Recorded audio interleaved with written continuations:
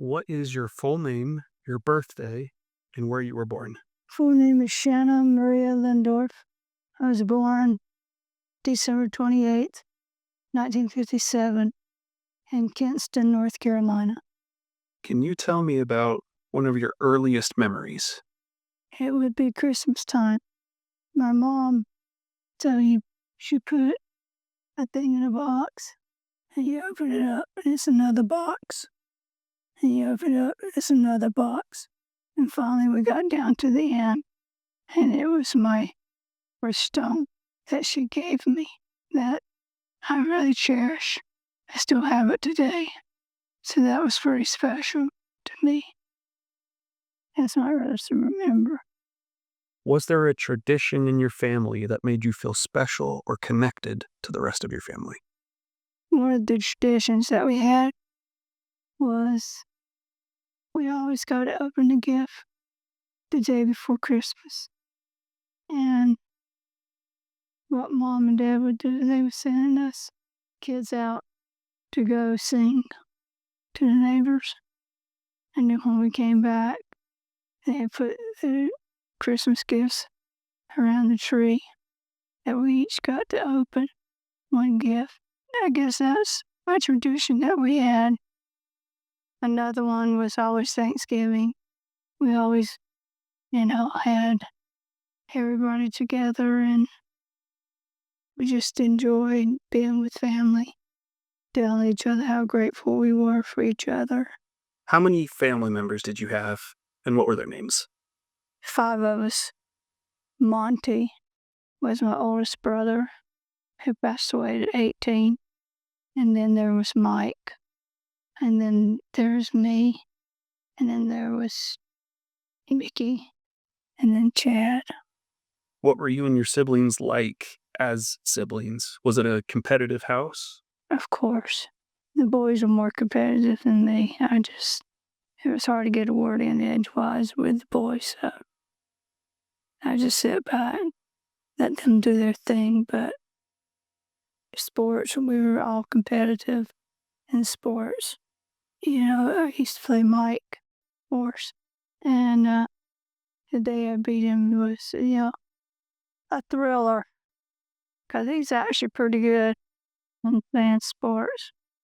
So yeah, we were all competitive, but we also loved each other. We didn't let it get in the way of our friendship or love for each other.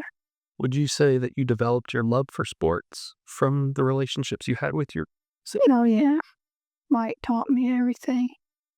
I wouldn't be where I was at today if it wasn't for him. He taught me the skills. He says, "You're a lefty, and you can go a long ways with that lefty."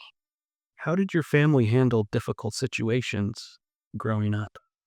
Some families have dynamics where everybody kind of talks. Some people kind of put it away and act like it didn't happen. Did you see anything like that in your family? We talked. There's problems, whatever.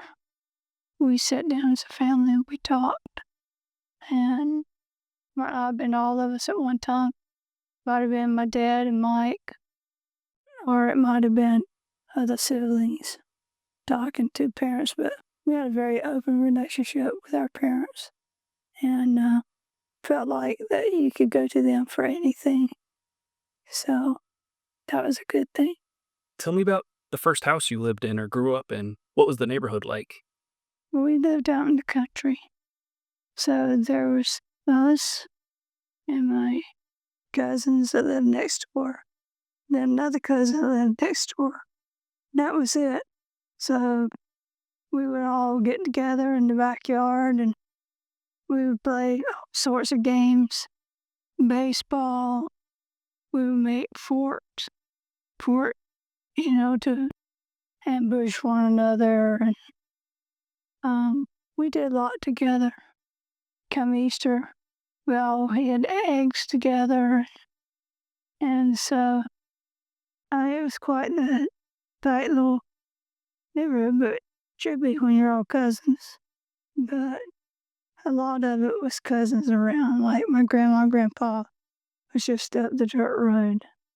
My Aunt Randy and Uncle Jack was just down the street. So that was how we grew up. Did you guys have air conditioning? Did you have indoor plumbing? We had indoor plumbing. It was brick house. It was just barely big enough for all of us. Yeah, it wasn't a big kitchen, but big enough. We had, I don't know if Mom and Dad had a bathroom in their bedroom or not, but we had one bathroom for everybody. I've heard stories that you've told Jen and I, but there was something weird about like the front room of the house or the front door of the house. Was that somebody's bedroom in the traditional like front door of the house? No, No, that's the other house. that was the other house. What house am I talking about, or what house am I thinking of? This house used to be right next door to the church. So, as you're growing up, do you remember your first best friend and how you met them? Probably my best friend was not until I was in junior high. She was really sweet. Young got a lot. She was a Baptist, and she was just really sweet, wonderful. Do you remember her name? Deborah? Remember her last name by chance? Hey. What was the age difference between you guys? Was it nothing? Yeah. Did you guys ever get in trouble? Of course, I told you, I was a good girl. There was a bunch of us that used to get together every Sunday afternoon just to sit and talk and stuff. And we would go over and see one of our teachers and visit with her because we just loved her. After church, that's what we would do. You know, they would drive out to my place and then we would go and see this teacher, talk and visit and stuff. Now I did a lot with Kay and a couple other girls that I grew up with. We were in Young Women's together. A lot of times on Saturday nights, they would come over to our place and we would do pizza and just sit and gab, play music and have a good time.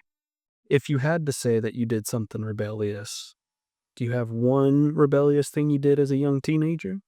Hate to break your heart, but no, not that I can think of. Was there anything that somebody could look back on and be like, oh yeah, that was something that little Shanna did? Maybe that stood out amongst your friends or your peers? The only thing I can tell you, Steve, is that I always tried to be kind to other people. I was never one to want to get into arguments. And so I would be the people pleaser. There's an issue, I would try to fix it. What would you say was your relationship like with your parents? Were you your mom's best friend, your dad's best friend? I was my mom's best friend. She was someone that I could always go and talk to. She might not always see it my way, but, you know, I knew it was somebody that I could sit and talk to and that she would always have the best answer for me. My dad, I had a good relationship with him too. He used to love going and working out in the garden with it and going fishing, of course, watching games and all that kind of stuff together. So I always had a close relationship with both parents. Could you tell me maybe of a favorite memory that you have with both of them? Maybe one with just your dad and one with just your mom? Or if there's one that's the three of you. We used to have a big watermelon patch that we grew watermelons. I used to go down there with him, help him with the time, pick the watermelons, bring them back to the store to sell. Probably the best memory I have was when I was going fishing with it and two younger boys who were going with us, Vicky and Chad, and they were making fun because I hadn't caught anything all morning. And then all of a sudden in the afternoon, the big old trout came in and mine was the only piece of tail that would get underneath the fish that were feeding on top. I caught 4 or 5 pound trout, and Dad would say, "See, boys, you should never laugh at your sister. She'll show you up." Mama, our memories were going shopping. She loved to shop, loved her clothes, and it was always fun going with her to see what she was going to pick out. Okay, now come on, Shanna. Let's find something for you, Just being with my mom was just good memory. You mentioned the shop. Can you tell me what the shop is? And a grocery store. Grocery store? What was that like? Tell me about it. Can you describe what it looked like? What was the layout? Where was it? It reminds me of Reams. Layout was just like Reams. And it was the middle of the country. And it was a family ordeal. Everybody worked. And it was fun. I love working in a grocery store. On Wednesdays, get our food supplies in. And we would race to see who would get them first. So we always made it a game. Also, on Saturdays, it would be busy. And so it would be seeing who could check out the quickest. So we enjoy things like that. Christmas time, oh, Mama has so much beautiful candy, old-fashioned candy. It was so good. So good. And then she always had the produce looking marvelous, for Christmas time. I've heard a couple stories about about the grocery store.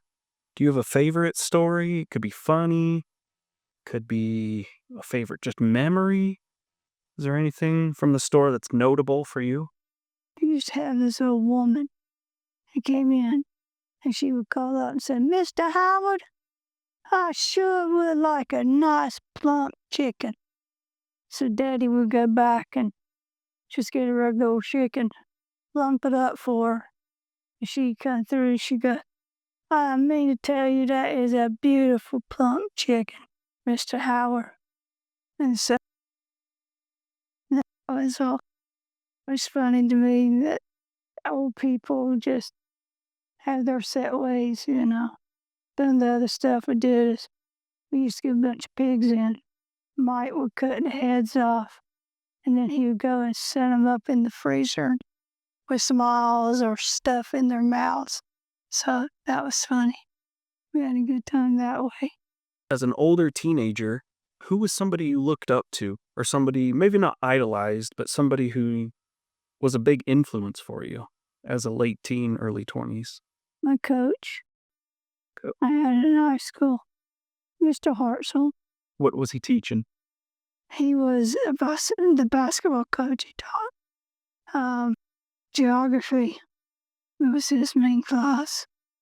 He was the kind of coach that he always got excited.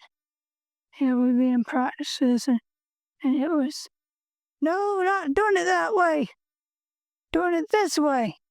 And he smoked a cherry pipe. He would sit there and he would put that cherry in his pipe, and he wouldn't light it, but he had to have it in there for constant, support for him. But that was probably one of my main people that I looked up to.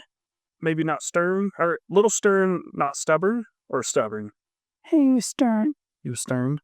Apart from what you just mentioned about kind of his coaching style, was there a lesson or a specific thing that you feel like you learned from him that you've kept with you? Yeah, if we didn't do it right, you had to do laps. You had to do you go and touch, you come back and go and touch, you come back. Then you had to do that. And it's like, you got to the point, "Oh, okay, we don't want to do this anymore." Where did you finish high school, and where did you go for college? Finished high school at Southern Ohio. And then I went to Rick's College to play basketball. And that was a lot of fun. Different, scary, because you got girls from all over the United States. But it was a lot of fun, and I just happened to look out, made the team, made a lot of good friends that way. That's a long distance from North Carolina. Yes. Rick's is in Idaho, right? What was that transition like for you? Had you been out this out west? It was hard. I'd never been away from home, but I had roommates the first night. They could see I was sad, and they said, "Come on, we're gonna go see a movie." So, you know, I always had somebody there that took care of me. What were you like as a college student? Straight A's? Please. Were you a natural student? No, What were your habits like? well, there were some classes I had to study hard for, and then there was other classes that came to me just as easy. But the harder classes were like your bio and physiology and all this kind of stuff. So we had classes that we had to take with nurses, which was hard. But we finally got through it. I think I managed to see in that class. But overall, college was pretty easy. How did becoming a parent change your perspective on life? Changes your whole perspective. Now you know that you're entrusted to take care of these little ones. But I loved it. I remember when Jordan came, he was just so precious. We really enjoyed the first year, you know, taking care of him and stuff. And then when Jen came along, that just was even better. I just tried to be the kind of parent that my parents were to me. And that training gave me a lot of character to take care of my children. Your 3 kids. What would you say was the most difficult part of raising your children, but the most rewarding? Or what was the most difficult and what was the most rewarding? When you have 3, it is still hectic sometimes. And sometimes they don't always obey the way you want them to. So you kind of have to do some disciplinary. Say, no, we don't do this. The most rewarding to me is the way they've turned out as parents or going to be parents. Not only that, but that they have stayed close to the Lord.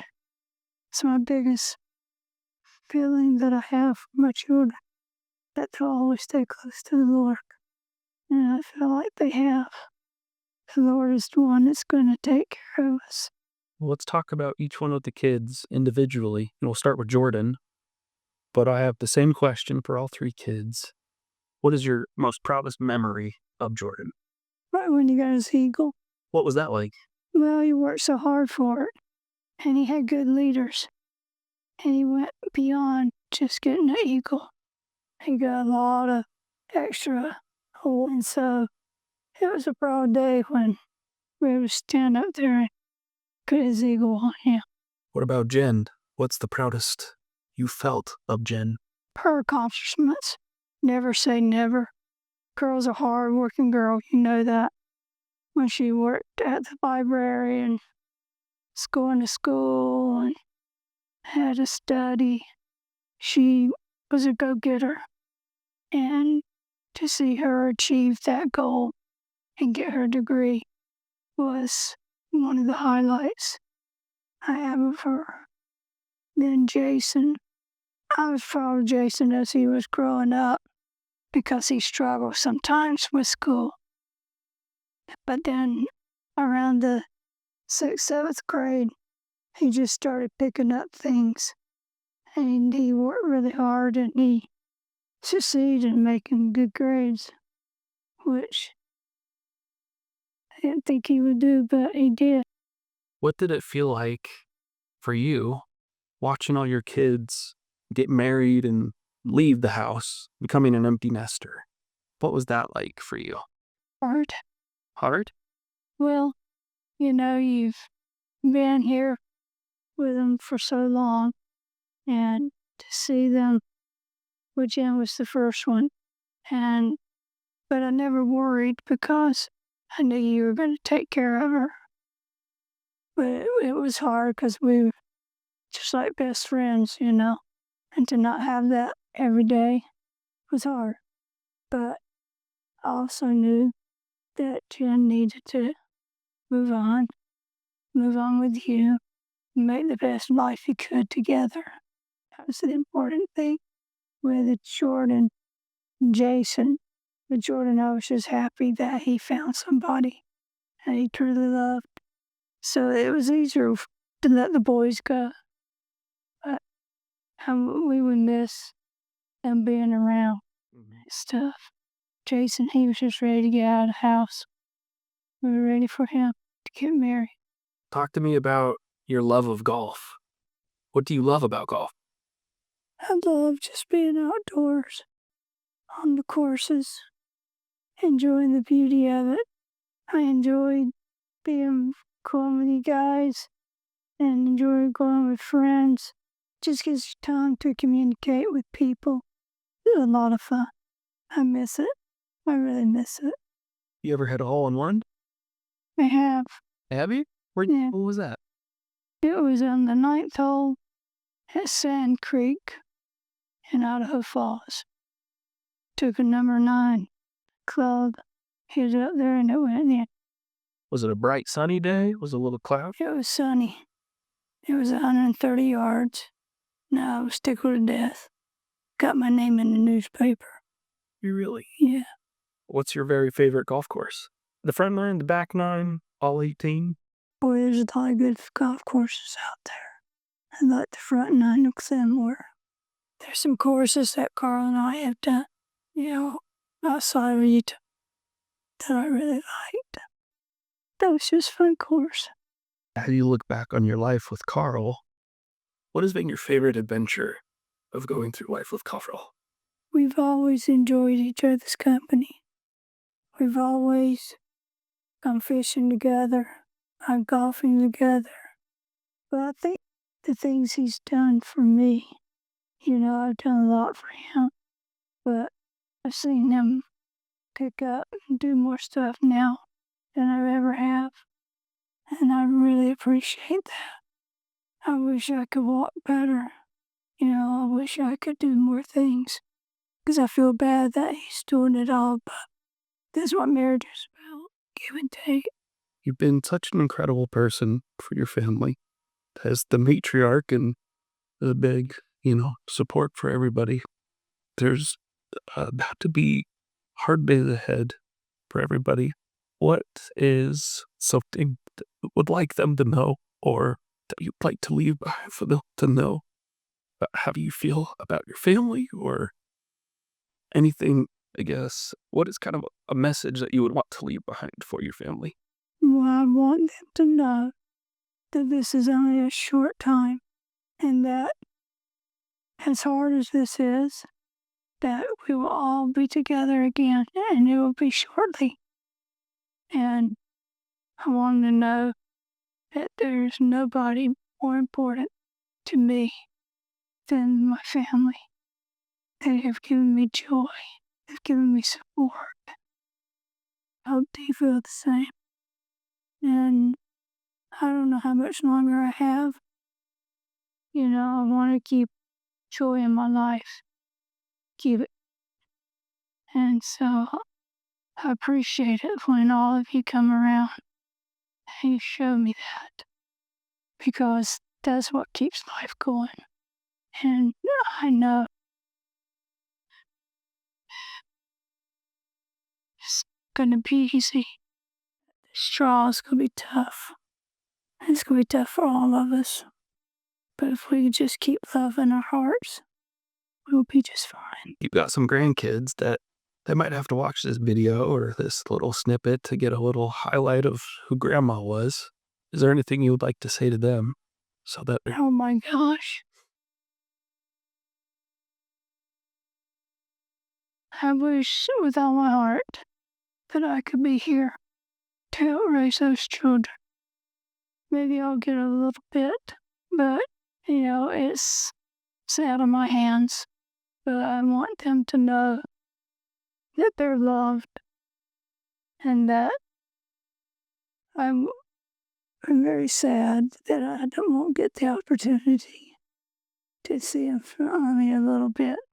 But I hope they'll feel that love that I have for them. And that one day you'll be able to see this, understand how much Grandma really loved you and appreciates you. And you be good to your mom and dad.